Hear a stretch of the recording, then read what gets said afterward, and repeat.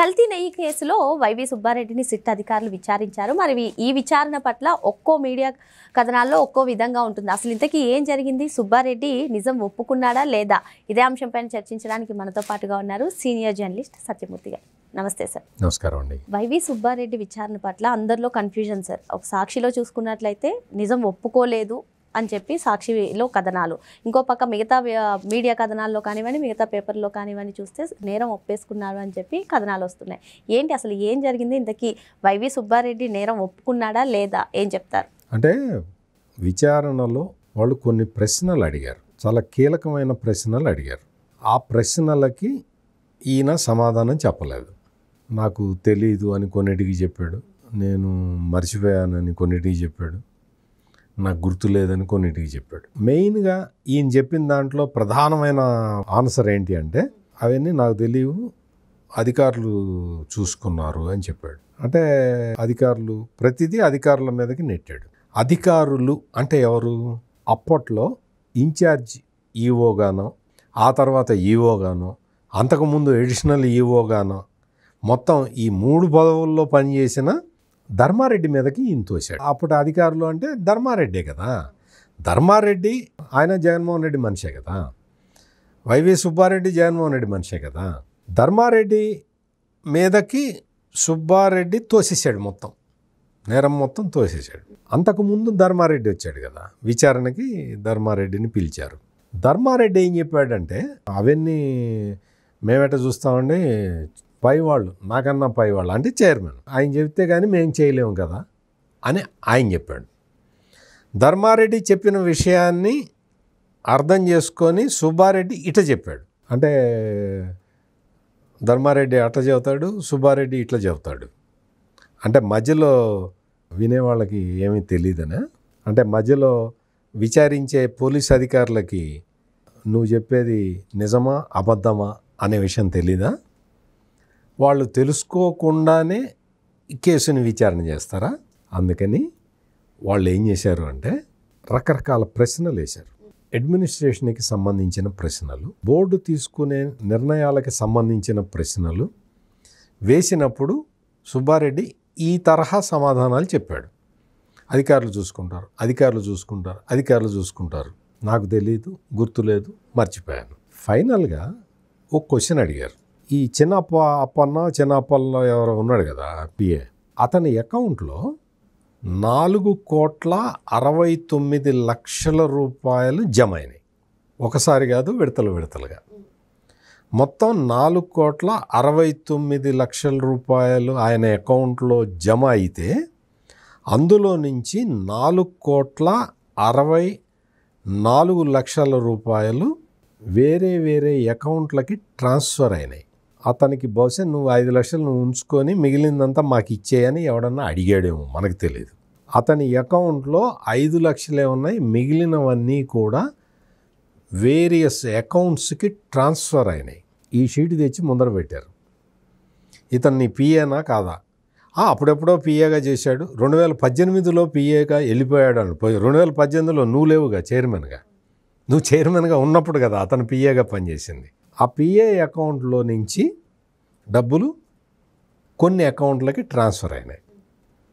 బహుశా ఈ విషయాన్ని ముందరగా, అంటే నేరం చేసిన వాళ్ళకి ముందరనే తెలుస్తుంది కదా, మనం ఎక్కడ దొరకబోతున్నాం అని ఆలోచిస్తారు కదా. మామూలు సాధారణ నేరస్తుడైతే ఇంత ఆలోచన చేయకపోవచ్చు, కానీ వీళ్ళందరూ గండులు కదా. అందుకని వీళ్ళ ఆలోచన చాలా ఇదిగా ఉంటుంది, చాలా ఇది చేస్తే ఇదెట్టవుతుంది, అది చేస్తే ఇదెట్టవుతుంది అనే క్యాలిక్యులేషన్లు వీళ్ళు వేసుకోగలుగుతారు. వీళ్ళకి అంత పెద్ద అడ్వకేట్లు కూడా వీళ్ళకి సహకరిస్తారు. ఇప్పుడు ఈ క్వశ్చన్కి ఏం సమాధానం చెప్పాలి? అందుకనే ముందరే వైవి సుబ్బారెడ్డి కోర్టులో పిటిషన్లు వేశాడు. ఏంటి, మా బ్యాంక్ అకౌంట్లు మేము ఇవ్వము, మేము అది సీక్రసీ. వీళ్ళు సిట్ వాళ్ళు ఏం అడిగారంటే, వైవి సుబ్బారెడ్డి భార్యది అకౌంట్లు అడిగారు. అడిగితే మా అకౌంట్లు గోప్యంగా ఉంచాలి, అందులో చాలా ఫండ్స్ ఉంటాయి, అవన్నీ మేము చెప్పకూడదు అని చెప్పి కోర్టుకు వెళ్ళాడు. సుబ్బారెడ్డి కోర్టుకి ఎందుకు వెళ్ళాడు? తప్పు చేయకపోతే అకౌంట్స్ చూసుకుంటారు. ఏమవుతుంది? ఇప్పుడు నన్ను ఎవరన్నా వచ్చి అడిగారు అనుకో, మీ అకౌంట్ చూపించండి అంటే నేను చూపిస్తా. నేను ఎందుకు దొంగ పని చేయలేదు కాబట్టి. అట్లా మరి నీ అకౌంట్ చూస్తాము అంటే పోలీస్ అధికారులు చూడటానికి వీల్లేదు అని కోర్టుకి ఎందుకు వెళ్ళావు? ఇది ప్రధానమైన ప్రశ్న. ఇప్పుడు ఇదే ప్రశ్నకి వాళ్ళు సమాధానం అడుగుతున్నారు. సిబిఐ వాళ్ళు, సిట్ పోలీసులు అడుగుతున్నారు, ఏంటి నీ సమాధానం ఏంటి అని. ఏం సమాధానం చెప్తావు? అక్కడి నుంచి ఎక్కడికి ట్రాన్స్ఫర్, అందులో 4,69,00,000 ఉన్నాయి అని కనిపెట్టిన వాళ్ళు, ఈ 4,69,00,000లో 5 లక్షలే ఉండి మిగిలినవన్నీ ట్రాన్స్ఫర్ అయిపోయినాయి అని కనిపెట్టిన పోలీసులు అవి ఎక్కడికి ట్రాన్స్ఫర్ అయినాయో కనిపెట్టలేరా? ఇప్పటికైనా వైవి సుబ్బారెడ్డి ఖచ్చితంగా నిజాలు చెప్పి తను చేసిన పాపానికి ప్రాయశ్చిత్తం చేసుకోవటం మాని ఇంకా బుకాయించటం మొదలుపెట్టాడు. అంటే వెంకటేశ్వర స్వామికే శటకోపం పెట్టారు, వెంకటేశ్వర స్వామినే మోసం చేశారు. కలియుగ దైవం వెంకటేశ్వర స్వామి. అటువంటి వెంకటేశ్వర స్వామికి మోసం చేస్తాడు ఎవరన్నా? ఎంత ధైర్యం ఉండాలి నీకు? అంటే నువ్వు నమ్మవు కాబట్టి నువ్వు మోసం చేసేస్తావా? అందుకనే ఇది చాలా చిన్న కేసు కాదు, చాలా పెద్ద కేసు. లడ్డు కల్తీ దానికి సంబంధించిన కేసు కాబట్టి ధర్మారెడ్డి అప్రూవర్గా మారిపోయాడని కొన్ని పేపర్లలో వార్తలు వచ్చినాయి. అప్రూవర్గా మారలేదు అని చెప్పి ఈ సాక్షి మీడియాలో వార్తలు వచ్చినాయి. అప్రూవర్గా మారినా మారకపోయినా పెద్ద ఫరకేం పడదు. అందుకని మీరు ఏదో కొన్ని పేపర్లు అప్రూవర్గా మారాడు అతను అని రాసినంత మాత్రాన ఏం కాదు. నువ్వు అప్రూవర్గా ధర్మారెడ్డి మారలేదు అన్నా ఏమీ కాదు. కేసే, కేసు ముందరికి వెళ్తూనే ఉంటుంది. కేసు ముందరికి వెళ్లకుండా అడ్డుకుందామని చేసి అని మీరు చేసిన ప్రయత్నాలు చాలా వరకు ఆగిపోతూనే ఉన్నాయి, ఆగుతాయి కూడా. వెంకటేశ్వర స్వామి చూస్తూనే ఉంటాడు. అందుకని వీళ్ళు చెప్పే మాటలు, వీళ్ళు చేసే చేష్టల్ని బట్టి వీళ్ళు నేరం చేశారా లేదా అనేది ప్రూవ్ చేసుకోవచ్చు. ఒక్కొక్క డైరీ ఇందులో ఈ టెండర్ నిబంధనలు ఎందుకు సడలించారు అని అడిగితే నాకు తెలియదు, అధికారులు చేశారంటాడు. అధికారులు చేశారు అంటే బోర్డు అప్రూవల్ లేకుండా టెండర్ నిబంధనలని అధికారులే మార్చేస్తారా? అట్లా వీలుంటుందా? అంటే టెండర్ నిబంధనలని ప్రొక్యూర్మెంట్ కమిటీ చూసుకుంటుంది అంటాడు, క్వాలిటీ కమిటీ చూసుకోవాలంటాడు. మరి బోర్డు రెజల్యూషన్, బోర్డు చెప్పిన దాని ప్రకారం ఎగ్జిక్యూటివ్ ఆఫీసరు ఎగ్జిక్యూట్ చేస్తాడు ఏ పనైనా. క్వాలిటీ చెక్కి సంబంధించి నీ కంప్లైంట్ వచ్చింది కదా, నువ్వు ఆ కంప్లైంట్ని తీసుకొని గీ శాంపుల్ని నువ్వు మైసూర్లో ఉన్న ల్యాబ్కు పంపించావు కదా, ఆ ల్యాబ్ రిపోర్టు వచ్చిన తర్వాత నువ్వు నెయ్యి ఎందుకు ఆపలేదు? ఆ ల్యాబ్ రిపోర్టులో వచ్చింది కదా, ఆ ల్యాబ్ రిపోర్టు క్లీన్గా వచ్చిందా? క్లియర్ ఘీ అని వచ్చిందా? ఒరిజినల్ ఘీ అని వచ్చిందా? రాలేదు కదా. మరి నువ్వు ఆ సప్లైని ఎందుకు ఆపలేదు? ఇదే కథకి మూలం. ఆ బోలేబాబా డైరీ కానీ, ఆ వైష్ణవి డైరీ కానీ, ఈ ఏఆర్ ఫుడ్స్ ఇటువంటి వాటన్నిటికి కూడా వాళ్ళు అసలు ఆవు పాలే సేకరించలేదు రైతుల దగ్గర నుంచి. నువ్వు పాలు సేకరించకుండా నీకు వెన్న ఎక్కడ వస్తుంది? వెన్న తయారు చేయకుండా నీకు నెయ్యి ఎక్కడి నుంచి వస్తుంది? 1 లీటర్ పాలు కూడా సేకరించకుండా అన్ని కిలోల నెయ్యి నువ్వు సప్లై చేసావంటే ఎట్లా చేస్తావు? పోనీ వెన్న ఎక్కడి నుంచి అన్న కొన్నావా? ఆ రసీదులు ఉంటే ఇవి పోలీసులు ఇప్పుడు అడుగుతున్నారు. ఇవన్నీ కూడా ఆల్రెడీ సమాధానాలు పోలీసుల దగ్గర ఉన్నాయి.